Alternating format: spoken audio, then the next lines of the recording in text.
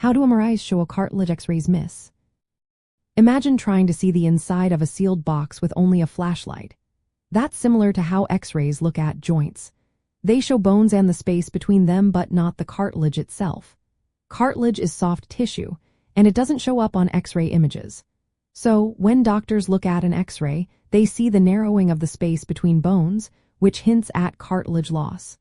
But they can't see the cartilage directly or spot early damage.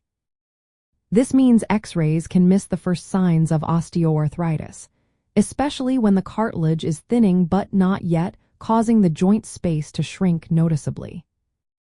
Now, this is where magnetic resonance imaging scans come into play. Instead of using radiation, MRIs use strong magnets and radio waves to create detailed images of both bones and soft tissues. This allows doctors to see the actual thickness and condition of cartilage. They can detect early changes like thinning or small tears before the joint space looks much different on an X-ray.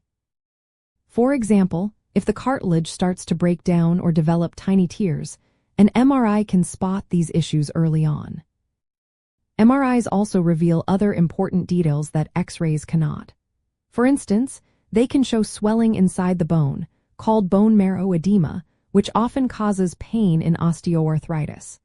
They can also display soft tissue changes around the joint, such as inflammation or damage to ligaments and tendons. These soft tissue details are often invisible on X-rays. In practical terms, if a patient has symptoms that don't match what an X-ray shows, a doctor might recommend an MRI. This is especially useful for early diagnosis or when other joint problems need to be ruled out. While X-rays are quicker and less expensive, MRIs give a more complete picture of what's happening inside the joint. They help identify cartilage damage, soft tissue issues, and early signs of osteoarthritis that X-rays might miss. So, in simple words, MRIs show the actual condition of cartilage directly, while X-rays only suggest damage indirectly by showing joint space narrowing.